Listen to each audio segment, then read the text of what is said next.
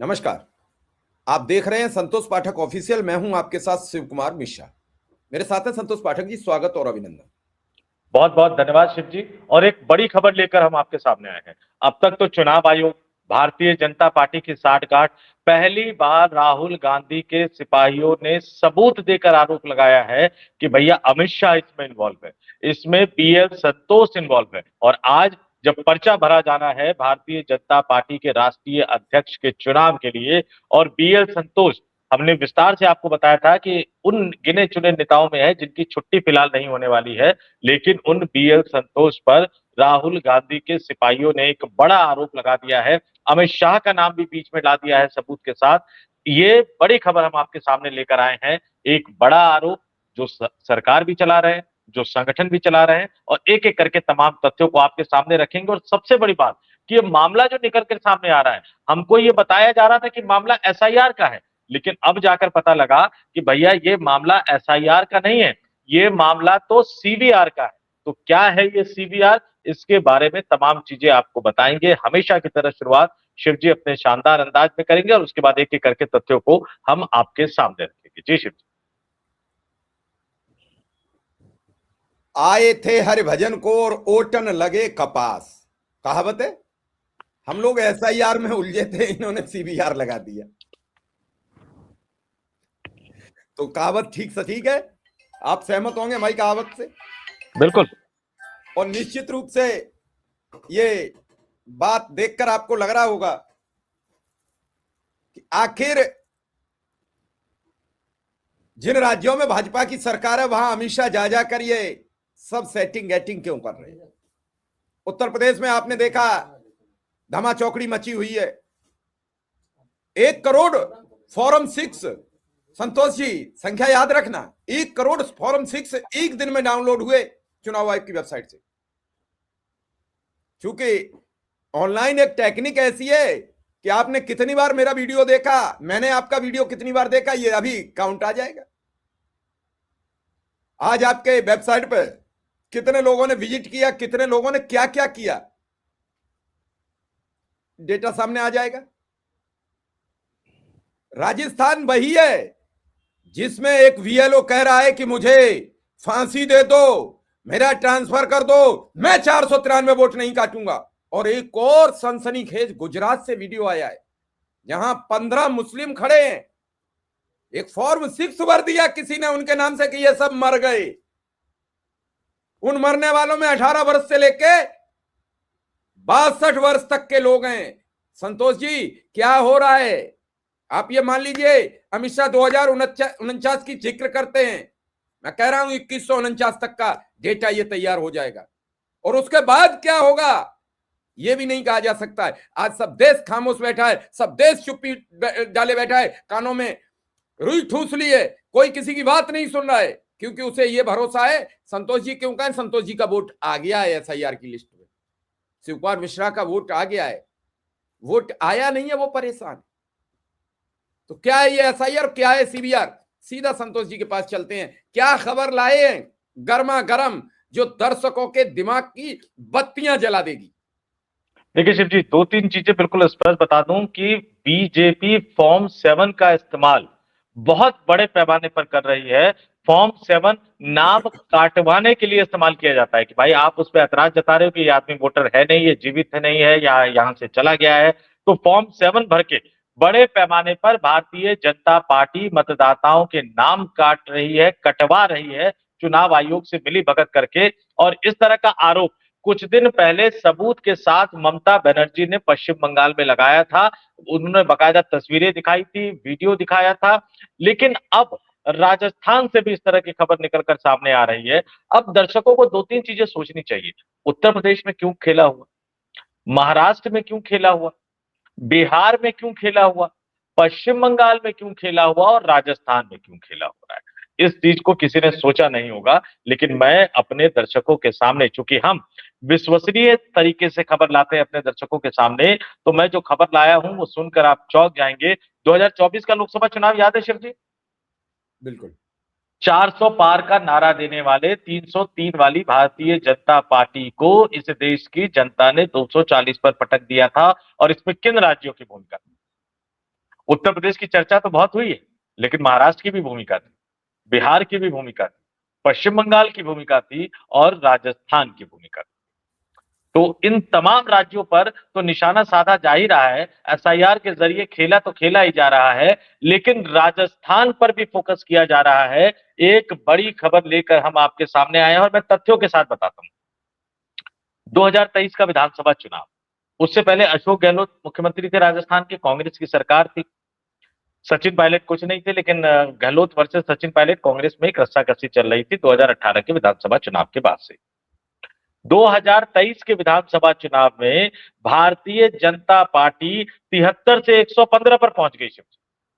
73 से 115 पर पहुंच गई भारतीय जनता पार्टी, और कांग्रेस पार्टी 100 से 70 पर पहुंच गई। फिर वहां पे भारतीय जनता पार्टी की सरकार बनी और फिर हमने देखा कि किस तरह से राजनाथ सिंह को पर्यवेक्षक के तौर पर भेजा गया, पर्ची देकर भेजा गया। पर्ची उन्होंने कैमरे के सामने वसुंधरा राजे सिंधिया को दी। वसुंधरा राजे सिंधिया ने कैमरे के सामने पर्ची खोली और नाम देखकर वो अवाक रह गई, क्योंकि उसमें नाम लिखा था भजनलाल शर्मा का। भजनलाल शर्मा मुख्यमंत्री बन गए। इसके कुछ ही महीनों बाद शिव जी 2024 का लोकसभा चुनाव हुआ। ध्यान से सुनिएगा, इसके कुछ ही महीनों बाद 2024 का लोकसभा चुनाव हुआ और अपने सहयोगी दलों के साथ मिलकर जो 25 सीटें भारतीय जनता पार्टी ने, अकेले दम पर मैं मान लेता हूं कि राज्य की 25 में से 24 सीटें भारतीय जनता पार्टी ने जो इससे पहले के विधानसभा चुनाव में जीती थी, उनको 10 सीटों का नुकसान हुआ और भारतीय जनता पार्टी 14 पर आकर सिमट गई। जबकि कांग्रेस पार्टी जो इससे पहले के लोकसभा चुनाव में जिसका आंकड़ा शून्य था, जीरो था, वो 11 लोकसभा सीटें जीत गई। तो यानी यहां भी सीधे सीधे चोट लगी भारतीय जनता पार्टी को 10 लोकसभा सीटों का। और उसके बाद भारतीय जनता पार्टी को लगा भैया अगले चुनाव में अगर अपने वजूद को बचाए रखना है, क्योंकि जहां जहां वो लोकसभा चुनाव हारे उन राज्यों में खासा ध्यान दिया जा रहा है, तो एसआईआर को लेकर राजस्थान में भी खासा ध्यान दिया गया। और आपने जैसे बताया, हमारे दर्शकों को बताया आपने कि किस तरह से एक बीएलओ ने कहा कि भैया मैं नाम काटूंगा नहीं।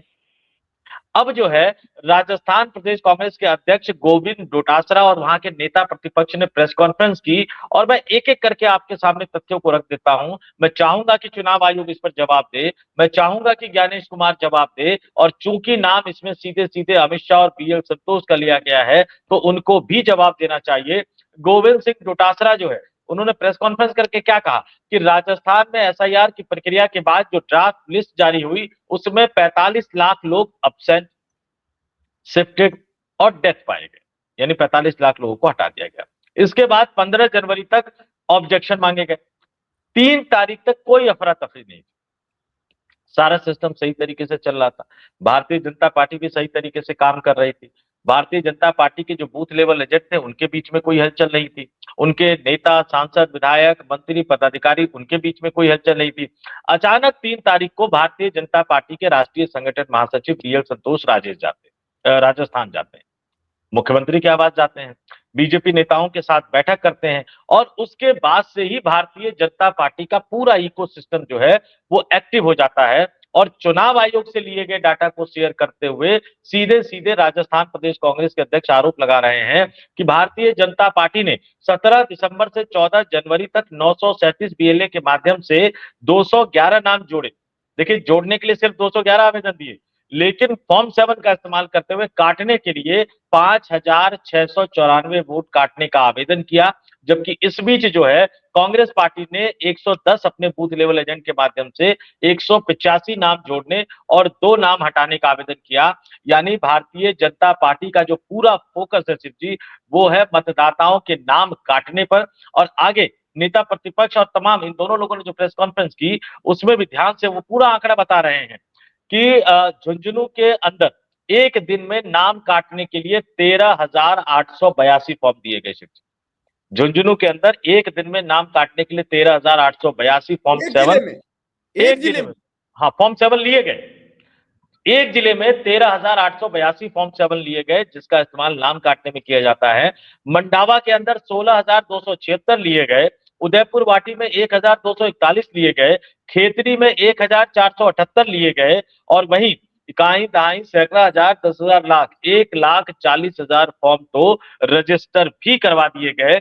ये कांग्रेस पार्टी का राहुल गांधी के सिपाहियों का सीधा आरोप है। और उसके बाद इतना ही नहीं रुके, वो आगे कह रहे हैं कि अमित शाह 13 तारीख को राज्य में जाते हैं और CMR यानी चीफ मिनिस्टर रेजिडेंस में कुछ घंटे रुकते हैं और उसके बाद हर विधानसभा क्षेत्र में यानी इनके विधायक, सांसद, मंत्री, पदाधिकारी सब जुट जाते हैं।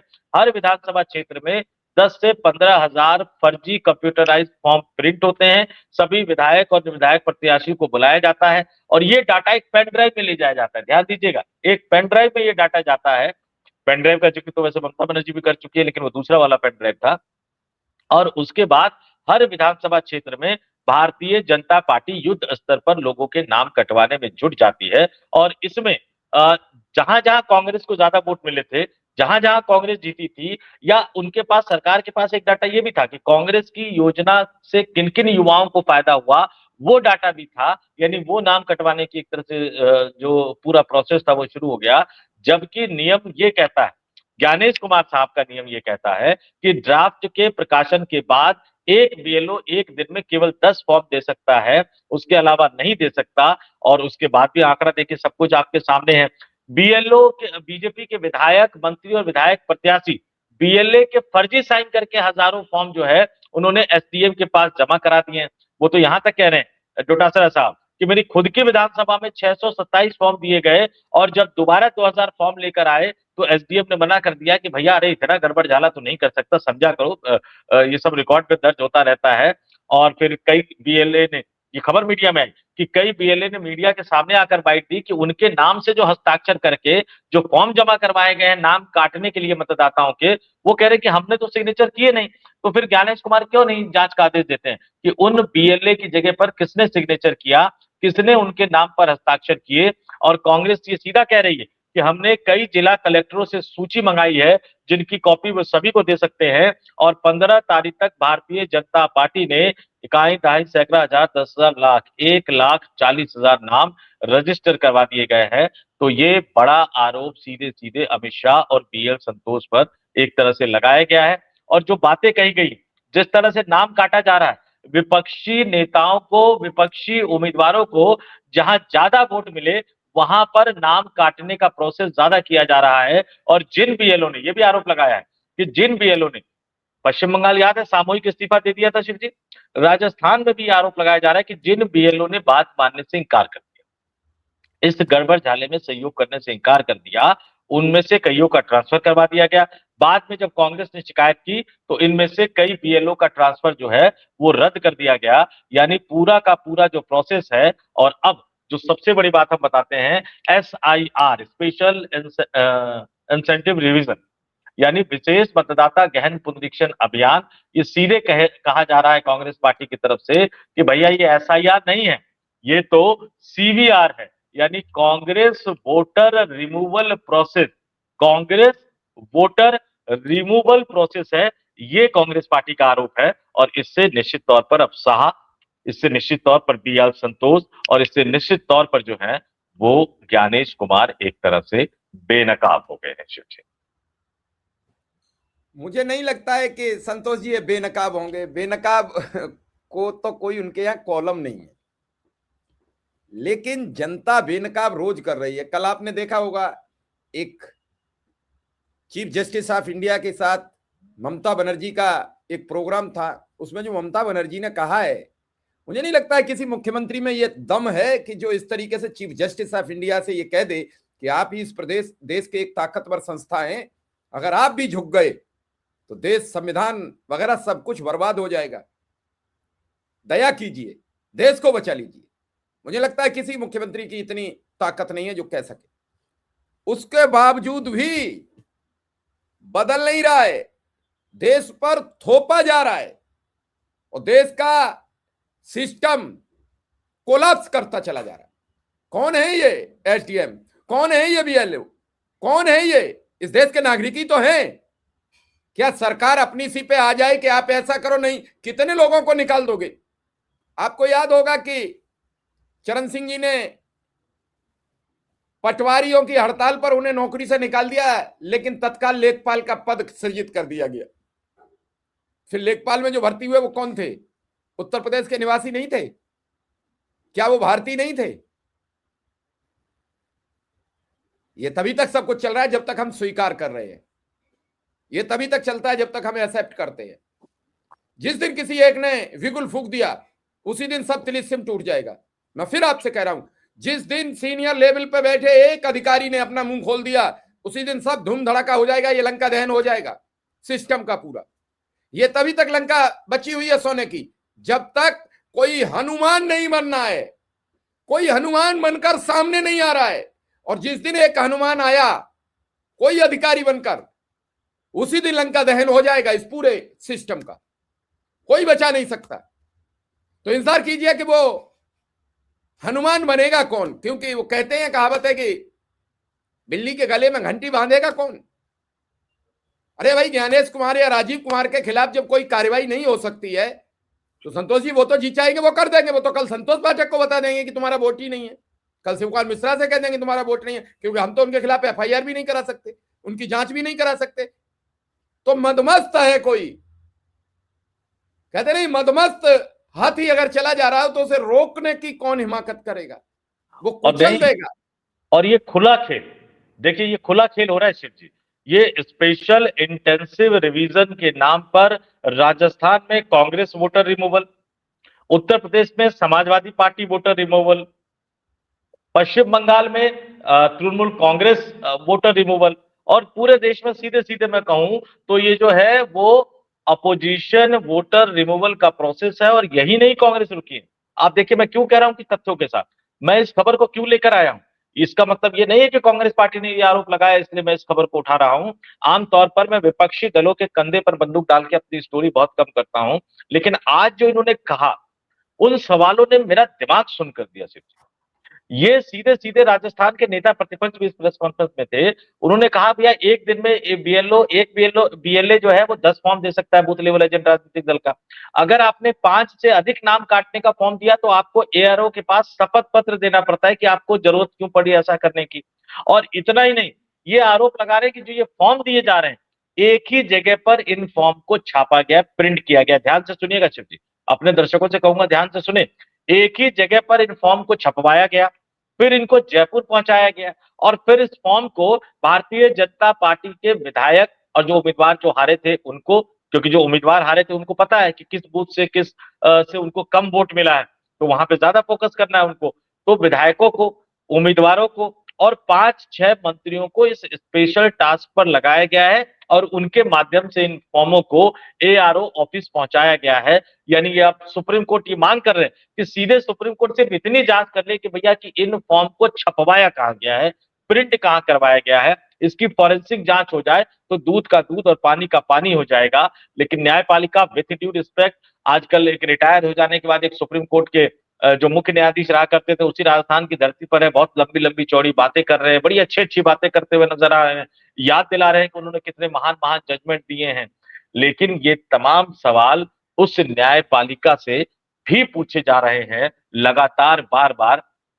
और मैं फिर कहता हूं वक्त सबका इंसाफ करेगा, चाहे वो नेता हो, चाहे वो मंत्री हो, चाहे वो विधायक हो, चाहे वो राजीव कुमार हो, चाहे वो ज्ञानेश कुमार हो, चाहे जस्टिस चंद्रचूड़ रहे हो, चाहे जस्टिस गवई रहे हो, या जो भी जस्टिस रहे हो, या अभी जो सीजीआई है जस्टिस सूर्यकांत, इन सब का इतिहास जो है विश्लेषण करेगा और फिर इतिहास तय करेगा कि इस देश में लोकतंत्र की रक्षा के लिए किसने काम किया, किसने काम नहीं किया। और एक बात और शिव जी, प्रयागराज में जो हो रहा है, मैं दर्शकों से कहूंगा कि आपके चैनल पर जाए और उस पर देखे, बड़ी अच्छी चर्चा आपने की है जो अपलोड कर रहे हैं।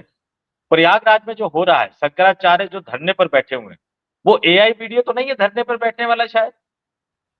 हो सकता है, क्योंकि अधिकारियों ने तो कल डिनाई कर दी है। जिला अधिकारी ने कह दिया कि वो ऐसा कुछ हुआ नहीं है, कमिश्नर ने कह दिया ऐसा कुछ नहीं हुआ है, और मांगमेला एसपी ने भी कह दिया। ये वही सब अधिकारी हैं जो 2 बजे तक कुंभ के मेला में कह रहे थे कि कोई हादसा नहीं हुआ है।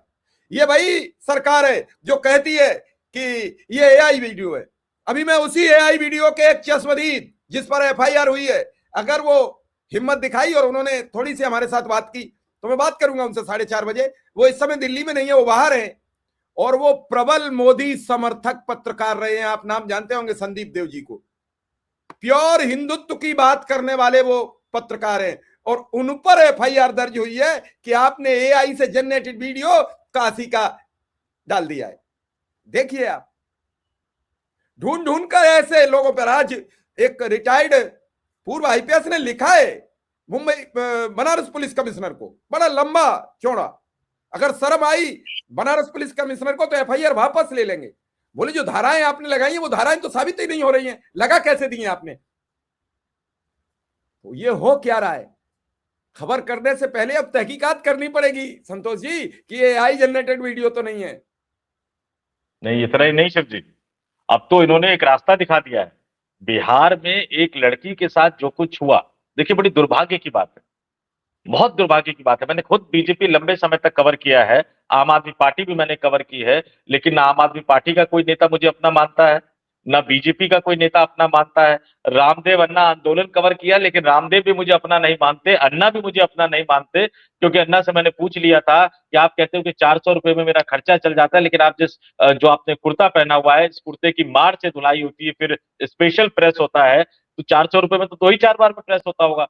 तो देखिए, पत्रकार होते हुए भी सवाल पूछने की स्वतंत्रता को मैंने बरकरार रखा, और जो लोग भी अपने आप को भाजपाई पत्रकार, अपने आप को सपाई पत्रकार, कांग्रेसी पत्रकार, आज बिहार के एक बड़े, उससे मेरी चर्चा हो रही थी, वो पुलिस अधिकारी की जाति बताते हुए नजर आ रहे हैं सोशल मीडिया पर और डिफेंड करते हुए नजर आ रहे हैं कि ईमानदार है।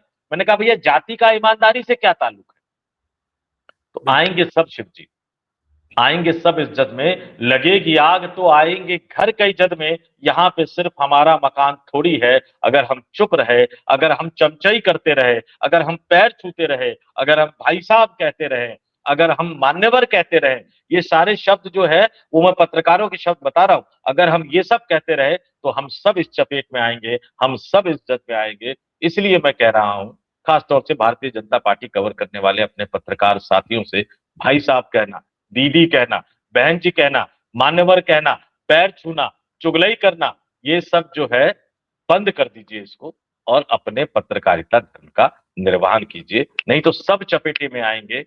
और फिर मैं कहता हूं, हिंसा, किसी भी सूरत में अगर आप हिंसा का साथ और समर्थन करते हैं तो तैयार रहिए कि आप खुद एक दिन उस हिंसा की चपेट में जरूर आएंगे। नहीं, बड़ी बात आप कह रहे हैं और ये सब होना भी चाहिए। चलिए इस प्रोग्राम को यहीं विराम देते हैं और दर्शकों से ये कहेंगे, क्या आपने सीवीआर और एसआईआर का मतलब समझा हो तो हमें कमेंट बॉक्स में जरूर बताइए। वीडियो को लाइक शेयर भी कर दीजिए, चैनल को सब्सक्राइब भी कर दीजिए, बेल आइकॉन बटन भी दबा दीजिए। ऐसी बेखौफ खबरें सब जगह नहीं मिलती हैं। कहीं किसी की चरण चुम्बन कोई कर रहा होगा तो कहीं किसी का कोई चरण चुम्बन कर रहा होगा। हम बेबाक खबर रखते हैं, आप पसंद करें न करें, लेकिन हमारा अंदाज यही रहेगा, यही था और यही है। धन्यवाद, आभार, नमस्कार। नमस्कार।